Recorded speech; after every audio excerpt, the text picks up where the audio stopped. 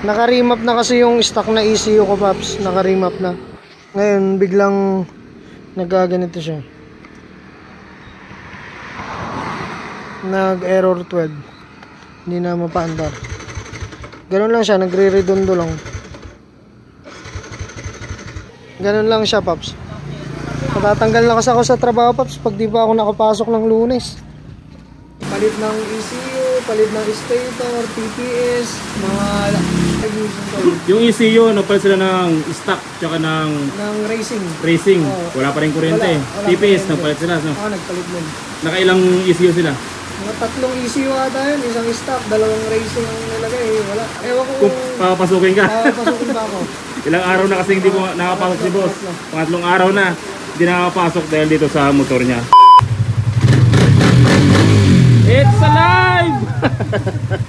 Click version 3 mga katropa, ang gagawin natin, remap natin kasi nagpalit siya ng full seat na CVT tapos nakatambucho si boss. At dito naman mga katropa, meron ditong Suzuki Boltzmann. Galing ito sa part ng Alaminos o ng Swal. Ang problema ng motor nila ay namamatay-matay kapag tumatakbo na ng 500 to 1 km yung motor nila. Kaya ang ginawa nila, dinala sa atin para ipacheck kung ano yung problema. Ngayon, nung ginamitan natin siya ng diagnostic tools, ang lumabas na problema sa kanya ay yung kanyang TPS. Kaya pala namamatay-matay siya kapag 500 to 1 km yung takbo ng motor nila. Kasi may problema na yung kanyang TPS. Nag-order na ako at hinihintay na lang namin. Tapos dito naman mga katropa, meron na yun ditong sniper na gagawin. Ano ba to? Version 1 ano?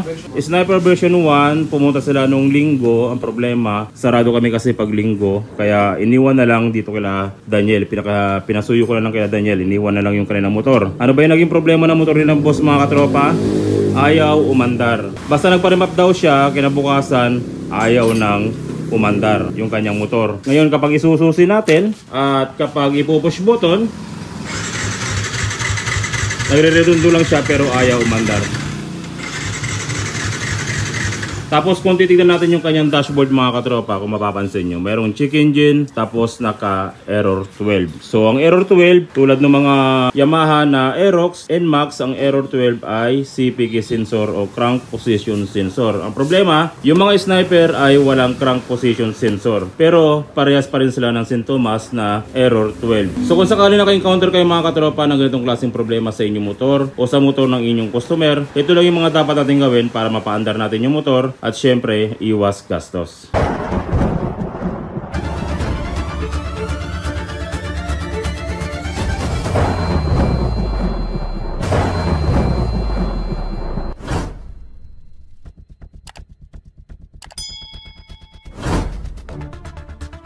Kung sakali naka-encounter kayo ng ganung klaseng problema mga katropa na ayaw umandar at nagkaroon ng error 12. So ano ba yung error 12? Pag error 12 sa mga NMAX at Aerox ay CPK sensor. Same lang dito sa sniper. Kahit na wala siyang CPK sensor pero mayroon naman siyang tinatawag na pickup coil o yung tinatawag nating pulser. Siya yung uma-acting na CPK sensor dito sa ating sniper. So para ma-check natin kung good yung kanyang pulser, ang gagawin natin, bubuksan natin tong gitna.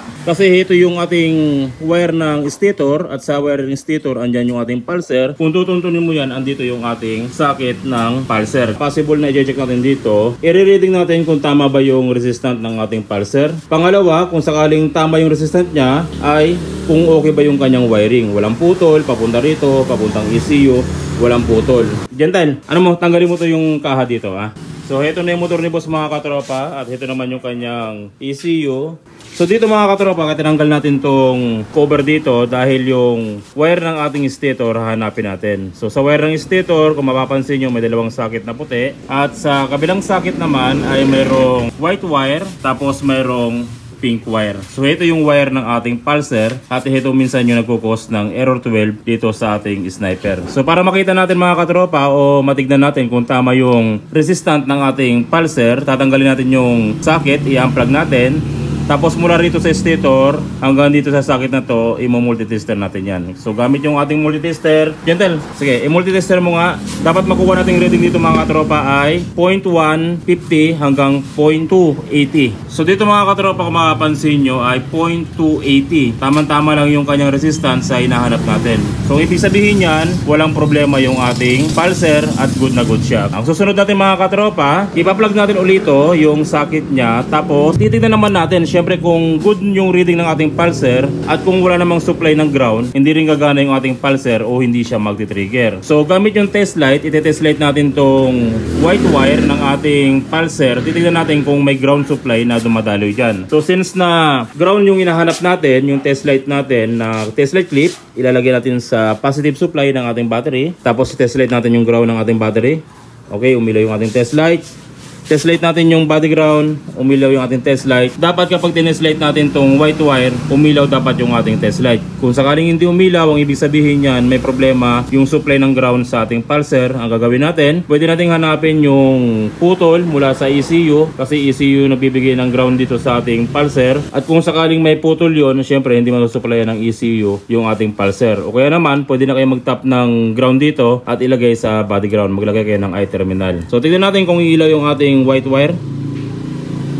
So kung mapapansin nyo mga katropa, good yung ating white wire. Nakapasukan siya ng negative supply. So ibig sabihin, good yung ating pulser. Good naman din yung supply ng ating ground. Nagkakaroon ng ground yung ating pulser. Ang isa pang i-check natin dito mga katropa, yung red wire. Yung red wire, ito mismo yung pinaka-trigger ng ating pulser. Dapat yung red wire mula rito sa ating stator papunta sa ECU ay mayroong continuity or walang putol. Baka mamaya mayroon naman siyang ground, good yung ating pulser, pero yung red wire natin, putol siya papuntang ECU. So para ma-check natin yan mga katropa, subukan natin siyang i-multitester. Sige gentle, tanggalan mo yung ECU.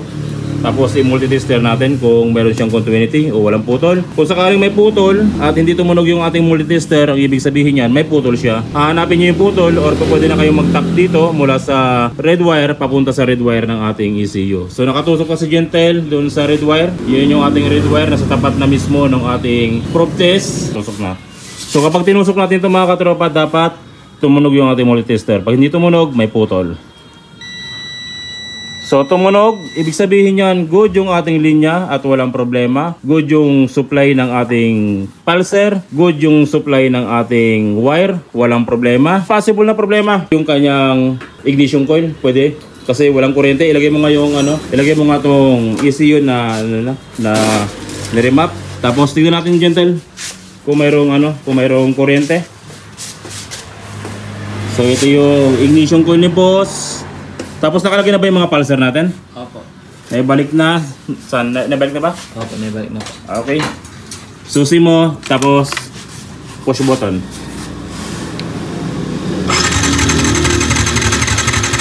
Oh, wala.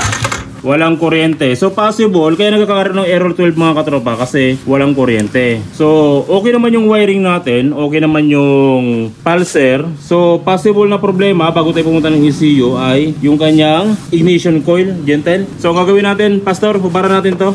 So heto na yung ignition coil ni boss mga katropa. Ang gagawin natin dito, i-check natin yung dalawang wire ng ating ignition coil. Dito meron kayong makikitang kulay orange na wire at meron kayo dito makikitang light brown o dark brown na wire pero may cover siya. So yung solid brown o light brown na wire, ito yung accessory wire ng ating ignition coil at yung orange wire naman, siya mismo yung trigger na galing ng ECU. Unahin muna natin yung kanyang accessory wire. Dapat kapag sinusi natin yung ating motor ay magkakaroon siya ng ilaw. So since na accessory wire yung hinahanap natin o positive supply, yung test light clip natin ilalagay natin sa body ground. So kahit sa ang body ground walang problema, basta sa body ground yung ilagay yung test light clip at syempre i-test light natin yung positive kung iilaw. Sige nga. Okay. Ngayon i-test light natin ito mga katropa, yung light brown wire ng ating ignition coil. Dapat umilaw siya kapag sinusi natin. Sige dental, i-test light mo. Tapos isusi ko.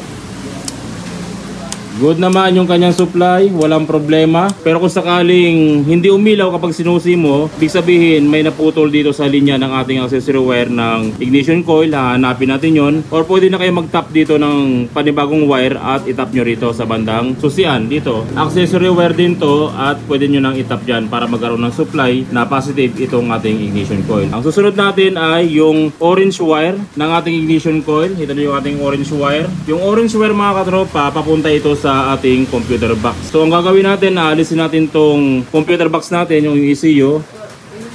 Tapos multitester natin. Titignan natin kung walang putol yung orange wire papunta ng ECU. Dito sa ECU mga katropa, hanapin nyo yung orange wire. Ito, pang una na butas. Itusok natin yung probe natin sa tapat ng orange wire. Tapos syempre itong isang probe itusok natin dun sa orange wire ng galing ignition coil. Tignan natin kung mayroong continuity.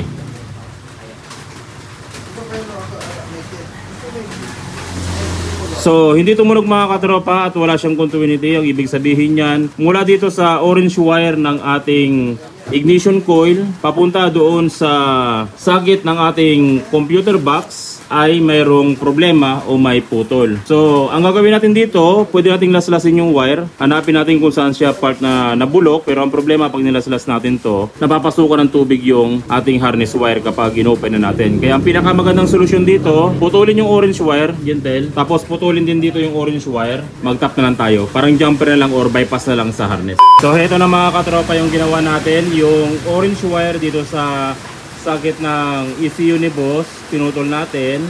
Tapos nagdugtong tayo ng wire papunta rito sa ignition coil. Ito, pinagapang natin siya ng maayos. Tama-tama mga katropa, dito pala si boss yung may-ari ng sniper. Boss, ano pala yung nangyari dito sa sniper mo bago masira? Ayun nga, medyo nabasa yung ECU. Tapos biglang nag-error na yung Nag-error 12 ano? Error 12. Tapos pinagawa mo dun sa gumagawa. Ano yung mga ginawa nila? Nagpalit ng ECU, palit ng stator, TPS, mga ignition coil, nagpalit na rin, di ba? Ignition coil. Yung ECU, nagpalit sila ng stock tsaka ng racing. Wala pa rin kuryente. Wala TPS, pa rin nagpalit sila. No? Nagpalit din. Nakailang ECU sila? Mga 3 ECU ata yun, isang stock, 2 racing ang nilagay, wala. Stator, nagpalit na rin. Nagpalit din ng stator. Nag-try pala ano. Nag-try. Tapos yung coil, nagano na rin. Wala pa rin siyang kuryente. Ano. So ayun yung nangyari sa motor ni boss mga katropa. Tsaka sigurado makakapasok ka na nito. Makakapasok na. Ewan ko kung papapasukin ka. Papapasukin ba ako? Ilang araw na kasi hindi nakapasok si boss. Pangatlong araw na hindi nakapasok dahil dito sa motor niya. So yun yung nakita nating problema mga katropa. Yung orange wire niya, walang supply papunta doon sa kanyang ignition coil. Kaya nagkaroon ng error 12 dahil ayaw mandar ng motor.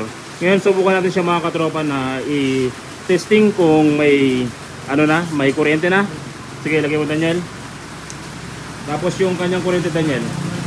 Halika, tingnan natin. Isusin natin yung motor, tapos yung kuryente. Push button. Yan ha. It's alive!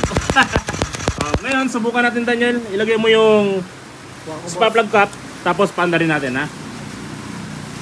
So, yun lang yung problema ng motor ni boss sa mga katropa. Kaya kahit magpalit kayo ng buong stator, magpalit kayo ng bagong ECU, bagong TPS, bagong ignition coil, hindi pa rin talaga lalabas yung kuryente or hindi pa rin naandar at may error 12 pa rin kasi may problema dun sa supply ng wire na galing ng ECU papunta dito sa kanyang ignition coil. So nailagay rin ni Daniel mga katropa yung spark plug cap.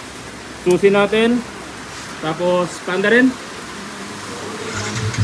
You know, it's alive!